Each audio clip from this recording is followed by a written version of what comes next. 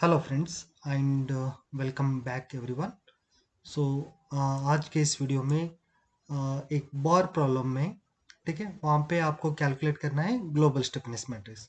सो global stiffness matrix इसका मतलब है assembling of all the stiffness matrix, सभी को ऐड करना है, सब स्टिफनेस मैट्रिक्स को आप ऐड करके दिखाना है, ठीक है। और दूसरा यहाँ पे कुछ भी कैलकुलेट करने का नहीं, क्यों बोलते एक बेसिक प्रॉब्लम है। तो यहाँ पे एक बार एलिमेंट दिया है, स्टेप्ड बार है। यहाँ पे दो एलिमेंट है, element one and element two, और दोनों एंड फिक्स्ड है, दोनों तरफ लेफ्ट एंड राइट साइड दोनों फिक्स है। और load at the middle they have applied the load. So load middle में अप्लाई किया है। सो जो भी इसका डायमेंशन है, जैसे कि लेंथ है और एरिया यहाँ पे सेपरेटली मेंशन करें एलिमेंट वन और एलिमेंट टू के लिए, और उसका जो मटेरियल प्रॉपर्टी है E1 E2 वो भी सेपरेटली यहाँ पे मेंशन किया। और लोड जो सेंटर में अप्लाई हो रहा है उसका लोड है 200 इंटू 10⁻³ न्यूटन। सो आप ग्लोबल स्टिफनेस मैट्रिक्स कैलकुलेट करने से पहले आपको स्टिफनेस मैट्रिक्स कैलकुलेट करना है, इंडिविजुअल स्टिफनेस मैट्रिक्स, जैसे कि एलिमेंट वन को कैलकुलेट करना है और एलिमेंट टू के, उसके बाद आप ग्लोबल स्टिफनेस मैट्रिक्स कैलकुलेट कर सकते हैं, ठीक है। तो K1 K2 कैलकुलेट करना है इसका मतलब, ठीक है।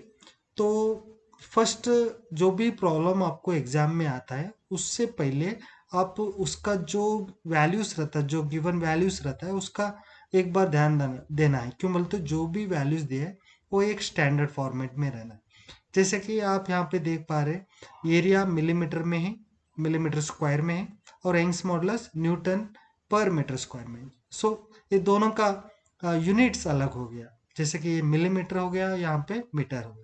सो आप कौन सा तो एक स्टैंडर्ड फॉर्मेट में रख सकते हैं, जैसे कि यहाँ पे मिलीमीटर को आप मीटर में कन्वर्ट कर सकते हैं, नहीं तो यंग्स मॉडुलस को मिलीमीटर में कन्वर्ट कर। सो ओके, सो न्यूटन पर millimetre square is the standard format for stresses और यंग्स मॉडुलस। सो एरिया का मीटर स्क्वायर भी हो सकता है और मिलीमीटर स्क्वायर।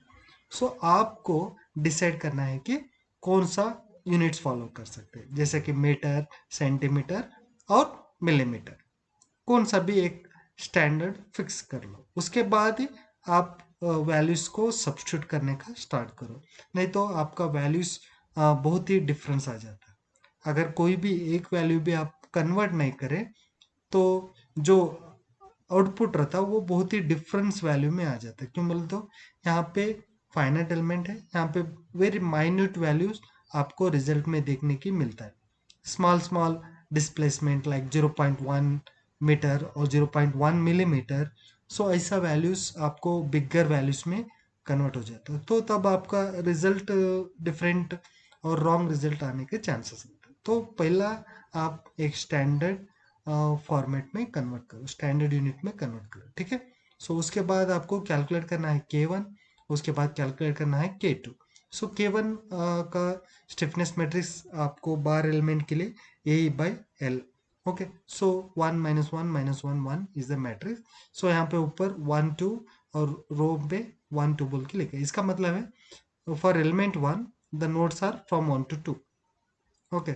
सो ए का मतलब है एरिया, ई का मतलब है Young's modulus for element one, L का मतलब है length of the element one. So जो भी वैल्यूज यहाँ पे है, जब से कि आप कन्वर्ट करने के बाद आपको यहाँ पे सब्स्टिट्यूट करो, नहीं तो डायरेक्टली आप एक्सपर्ट आपको मालूम है तो आप डायरेक्टली यहाँ पे सब्स्टिट्यूट कर सकते हैं, ठीक है। तो मैं यहाँ पे सब वैल्यू मीटर्स में लेना चाहता हूँ, ठीक है, मीटर में कन्वर्ट करता हूँ।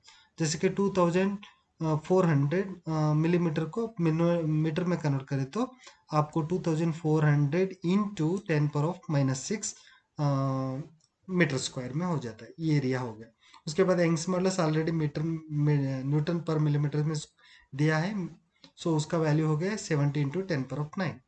उसके बाद लेंथ, लेंथ ऑलरेडी दिया है मिलीमीटर में 300 मिलीमीटर। सो 300 मीटर में करें तो 300 इंटू 10⁻⁻3, ठीक है।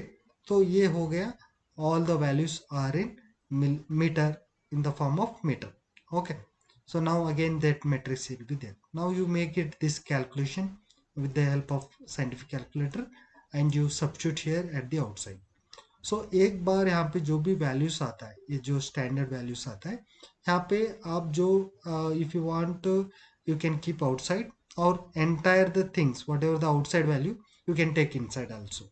Okay, or whatever the k1 k2 k3 values you are getting, make it is common. Okay, whatever you are taking outside the matrix, let us keep everything common in all the stiffness matrix. Okay, for example यहाँ पे मैं 10⁹ outside लिया है, तो inside क्या हो गया, 10.9 लेने के बाद जो इनसाइड 0.56 है वो मैट्रिक्स के अंदर होने के बाद 0.56 माइनस 0.56 माइनस 0.56 और प्लस 0.6। ओके, ऊपर आपको यहाँ पे जो नोड्स है 1 to 2 1 to 2 बोल के रिप्रेजेंट करना है। उसके बाद एलिमेंट 2 के लिए सो एरिया, यंग्स मॉडुलस और लेंथ। सो एलिमेंट 2 का लेंथ है 400, सो उसको मीटर में कन्वर्ट करें तो 400 इंटू 10⁻³ सो फिर अगेन सेम मैट्रिक्स 1 - 1 - 1 1। सो उसके बाद जो भी आप यहाँ पे कैलकुलेट करते उसका वैल्यू आ गया 3 इंटू 10⁸8। सो जैसे कि मैंने बोला है यहाँ पे 10.9 मैंने आउटसाइड लिया है, सो इनसाइड यहाँ पे क्या हो गया 3 इंटू 10⁸8 आया।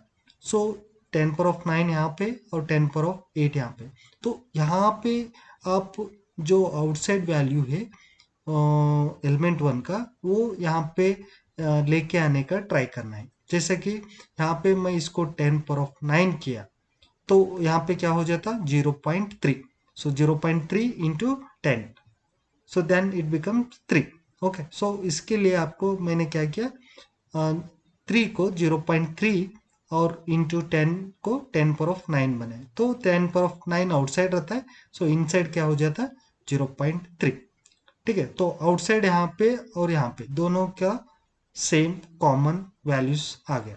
सो यहाँ पे 0.56 अंदर है और यहाँ पे 0.3 इनसाइड द मैट्रिक्स।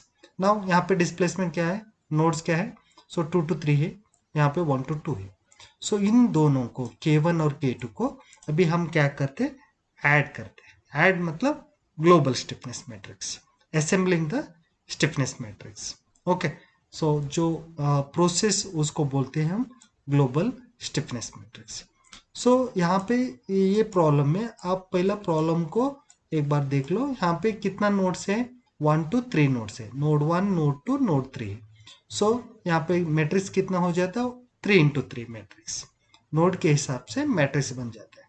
जैसा 4 नोड्स है तो 4 into 4 matrix global stiffness matrix का। तो ये सब कॉम्पिटिटिव एग्जाम में आपको पूछने के चांसेस है।